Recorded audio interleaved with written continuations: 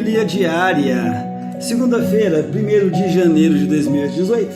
Olá, minha família de oração, e que o fogo do Espírito Santo possa estar sobre vocês e em sua casa neste exato momento. Eu me chamo Giovanni Medeiros e venho meditar a liturgia de hoje com você. Quero iniciar com a paz de Cristo e também saúdo com a paz de Cristo. E louvado seja o nosso Senhor Jesus Cristo pela vida de cada irmão que está ouvindo esse áudio hoje, e que o Espírito Santo possa fazer também hoje morada aí no seu coração, e que o Espírito Santo possa atuar na sua vida, trazendo em você uma efusão do Espírito Santo, que você possa receber uma chuva de bênçãos, uma chuva de graças, para que nada mais incomode a sua mente, o seu pensamento, e que o Espírito Santo possa guiar este momento e guiar o teu coração para aquilo que tem que falar contigo no dia de hoje. Convido também você, meu irmão, você também, minha irmã, a compartilhar comigo a homilia de hoje. Tema da solenidade de Santa Maria, Mãe de Deus. Neste dia, a liturgia coloca-nos diante de evocações diversas, ainda que todas importantes. Celebra-se, em primeiro lugar, a solenidade de Santa Maria, Mãe de Deus. Somos convidados a contemplar a figura de Maria, aquela mulher que, com seu sim ao projeto de Deus, nos ofereceu Jesus, o nosso libertador. Celebra-se, em segundo lugar, o Dia Mundial da Paz. Em 1968, o Papa Paulo VI propôs aos homens de boa vontade que nesse dia se rezasse pela paz do mundo. Celebra-se finalmente o primeiro dia do ano civil. É o início de uma caminhada percorrida de mãos dadas com esse Deus que nos ama, que em cada dia Ele nos cumula das suas bênçãos e nos oferece a vida em plenitude. As leituras de hoje nos são propostas, nos exploram, portanto, essas diversas coordenadas. Elas invocam esta multiplicidade de temas e também de celebrações. Na primeira leitura, sublinha-se a dimensão da presença contínua de Deus na nossa caminhada e recorda-se que a sua bênção nos proporciona a vida em plenitude. Na segunda leitura, a liturgia evoca outras vezes o amor de Deus, que enviou seu Filho ao encontro dos homens para os libertar da escravidão, da lei e para nos tornar seus filhos. É nessa situação privilegiada de filhos, livres e amados, que podemos dirigir-nos a Deus e chamar-lhe Abba, Papa. O Evangelho mostra como a chegada do projeto libertador de Deus, que se tornou realidade plena em nosso mundo através de Jesus, provoca alegria, provoca felicidade naqueles que não têm outra possibilidade de acesso à salvação, os pobres e os marginalizados. Convido-nos também a louvar a Deus pelo seu amor e a testemunhar os desígnios libertadores de Deus no meio dos homens. Maria, a mulher que proporcionou o nosso encontro com Jesus, é um modelo de crente que é sensível ao projeto de Deus, que sabe ler os seus sinais na história, que aceita acolher a proposta de Deus no coração e ela colabora com Deus na concretização do projeto divino de salvação para o mundo. A primeira leitura do livro dos Números, qual que era o ambiente? O nosso texto situa-nos no Sinai, frente à montanha onde se celebrou a aliança entre Deus e o seu povo. No contexto das últimas instruções de Javé a Moisés, antes de Israel levantar o acampamento e iniciar a caminhada em direção à terra prometida, é apresentada uma fórmula de bênçãos que os filhos de Arão, quer dizer, os sacerdotes, deviam pronunciar sobre a comunidade. Provavelmente trata-se de uma forma litúrgica utilizada no templo de Jerusalém para abençoar a comunidade, que final das celebrações litúrgicas, antes de o povo regressar às suas casas. Essa bênção é aqui apresentada como um dom de Deus no Sinai. A bênção, chamada de Becara, é concebida no universo dos povos semitas como uma comunicação de vida real e eficaz que atinge o abençoado e que lhe transmite vigor, força, êxito e também felicidade. É um dom, uma vez pronunciado, não pode ser retirado, nem sequer anulado. Aqui, essa comunicação de vida, fruto de generosidade do amor de Deus, derrama-se sobre os membros da comunidade por intermédio dos sacerdotes no Antigo Testamento, nos intermediários entre o mundo de Javé e a comunidade israelita. E qual que é a mensagem? Esta bênção apresenta-se uma tríplice fórmula, sempre em crescendo. No texto hebraico, a primeira afirmação tem 3 palavras, a segunda tem 5, a terceira tem 7. Em cada uma das fórmulas é pronunciado o nome de Yahvé. Ora, pronunciar 3 vezes o nome do Deus da aliança é dar uma nova atualidade à aliança, às suas promessas e às suas exigências. É lembrar aos israelitas que é do Deus da aliança que recebe a vida nas suas múltiplas manifestações e que tudo é um dom de Deus. A cada uma das invocações correspondem 2 pedidos de bênção. De Yahvé, te abençoe, isto é, que te comunique a sua vida, e te projeta que Yahvé faça brilhar sobre ti a tua face. Hebraísmo que se produz e também traduz como que se mostre um rosto sorridente, um rosto bastante favorável, e te conceda a sua graça, que Yahvé dirija para ti o seu olhar. Hebraísmo que significa olhar para ti com benevolência, acolher-te e te conceda a paz. Em hebraico se chama Shalom, no sentido de bem-estar, harmonia, felicidade plena. Esse texto lembra ao israelita que tudo é um dom do amor de Yahvé e que o Deus da aliança está ao lado do seu povo em cada dia do ano, oferecendo-lhes a vida plena e a felicidade em abundância. A segunda leitura da carta de Paulo aos Gálatas, qual era o ambiente? Entre as comunidades cristãs do norte da Galácia, manifestou-se pelos anos de 55 a 56 uma grave crise. A região gálata chegaram pregadores cristãos de origem judaica que punham em causa a validade e a legitimidade do evangelho anunciado por Paulo. Este era acusado de pregar o evangelho mutilado, distante do evangelho pregado pelos apóstolos de Jerusalém. Para estes pregadores, chamados de judaizantes, a fé em Cristo devia ser complementada pelo cumprimento rigoroso da lei de Moisés, nomeadamente pelo rito da circuncisão. Paulo foi avisado da situação quando estava em Éfeso. Não o preocupava que a sua pessoa fosse posta em causa. Preocupava o dano que esse tipo de discurso podia trazer às comunidades cristãs. Paulo estava convencido que o movimento religioso iniciado por Jesus de Nazaré não era uma religião formalista e também um ritual, era sim uma religião de práticas exteriores, como o judaísmo farisaico no seu tempo, que se preocupava com questões formais e também secundárias. Além disso, estava convencido de que a salvação não tinha a ver com conquistas humanas, como se a salvação fosse conseguida à custa dos atos heróicos dos homens, mas era um dom de Deus.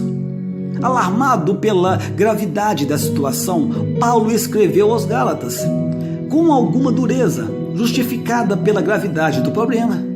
Paulo diz aos Gálatas que o cristianismo é liberdade e que a ação de Cristo libertou os homens da escravidão da lei. Os Gálatas devem, portanto, fazer uma escolha pela escravidão ou pela liberdade. No entanto, não deixa de observar Paulo. É uma estupidez ter experimentado a liberdade e querer voltar à escravidão. No texto que nos é proposto, Paulo recorda aos Gálatas a encarnação de Cristo e o objetivo da sua vinda ao mundo, fazer dos que eles aderem filhos de Deus livres. E qual que é a mensagem? Paulo recorda aqui aos Gálatas algo de fundamental. pois Cristo veio a este mundo para libertá-los definitivamente, exatamente, definitivamente, do jugo da lei. A consequência da ação redentora de Cristo é que os homens deixaram de ser escravos e passaram a ser filhos que partilhavam a vida de Deus. A palavra-chave é aqui a palavra filho, aplicada tanto a Cristo como aos cristãos.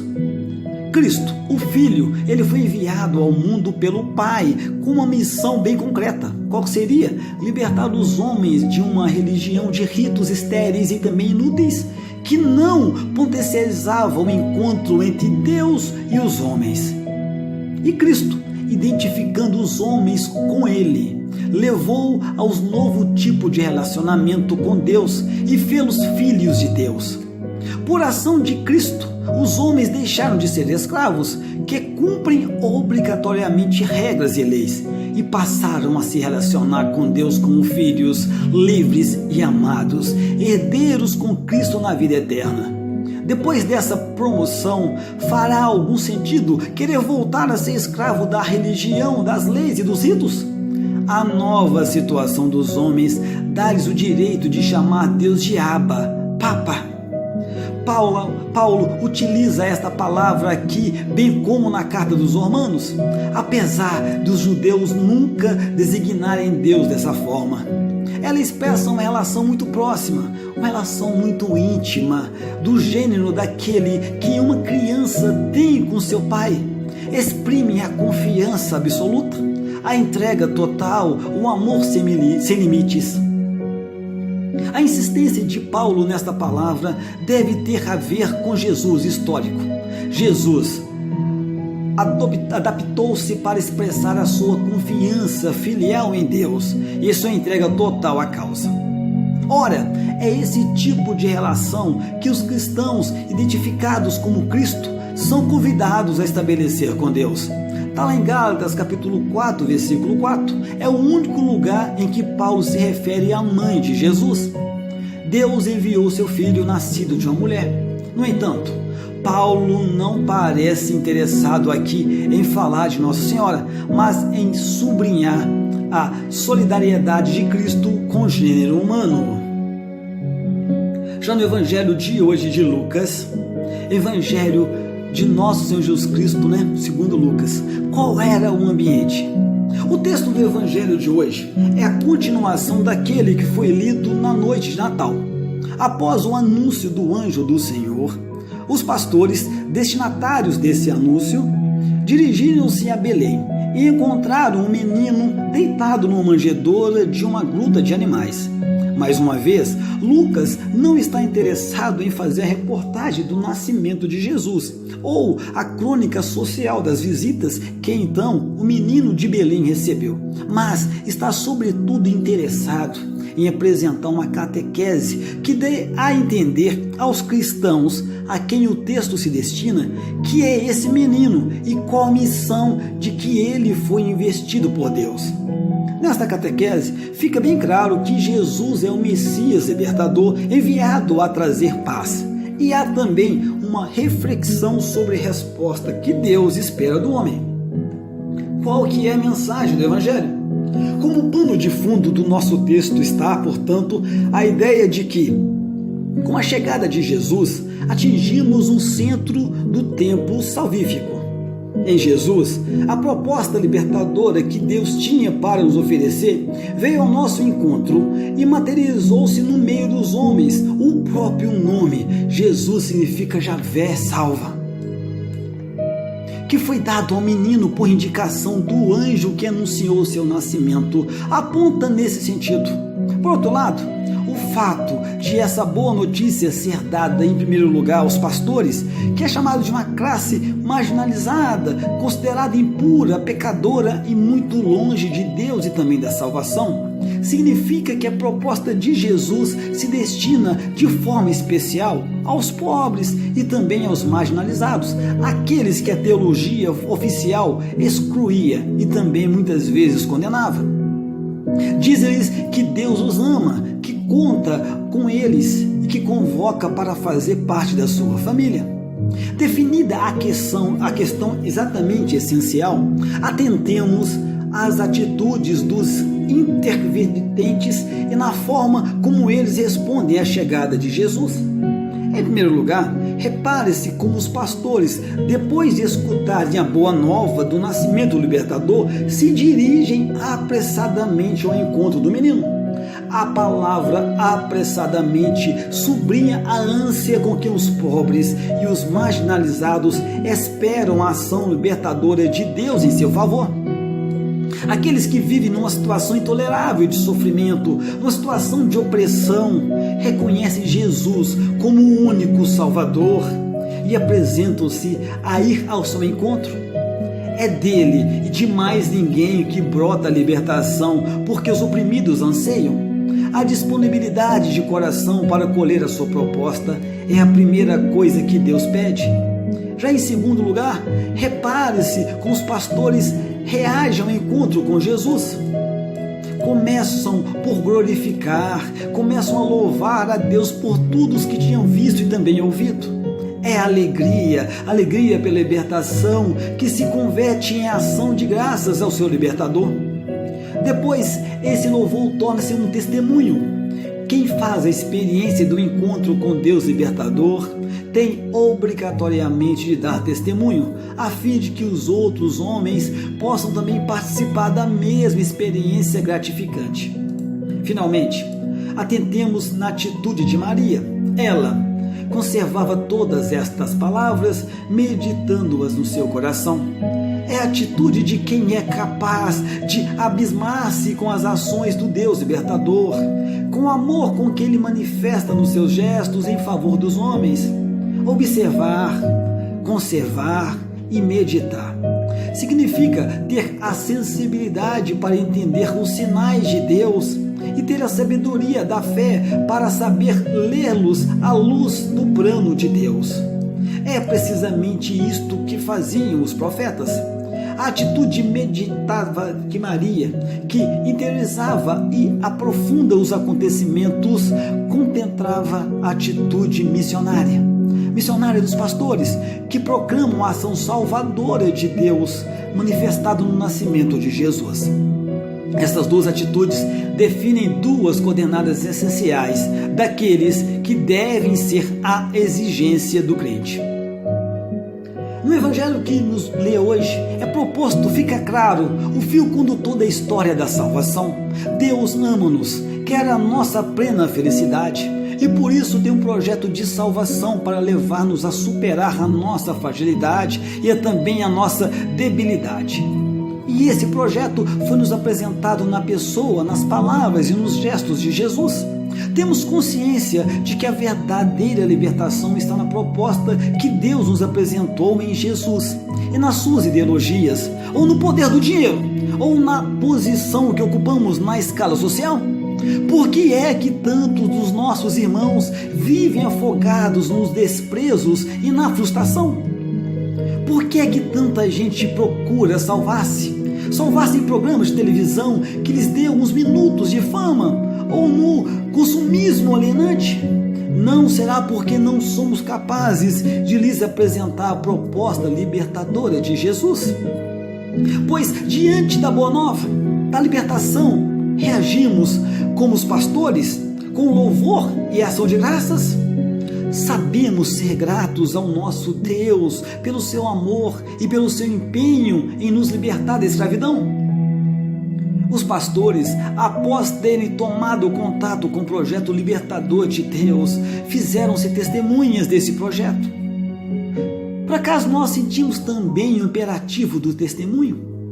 Nós temos consciência de que a experiência da libertação é para ser passada aos nossos irmãos que ainda não os conhecem.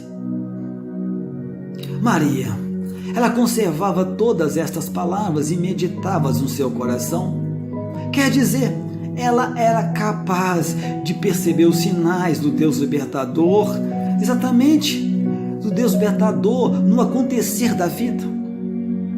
Temos como ela a sensibilidade de estar atentos à vida e de perceber a presença, A presença discreta, mas sim significativa, atuante e também transformadora de Deus nos acontecimentos mais ou menos banais do nosso dia a dia.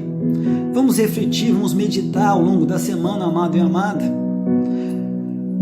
Que a solenidade diz a Santa Maria, Mãe de Deus, possa exatamente nessa palavra, nossa palavra de meditação, uma leitura que possa trazer para nós uma semana muito boa, um ano maravilhoso, que nós podemos exatamente entender que no silêncio de Maria, no seu sim, que nós demos um sim para esse ano novo, que o ano passado realmente seja de sofrimento, que nesse ano novo que se inicia, 2018, que nós podemos colher as bênçãos do nosso Senhor.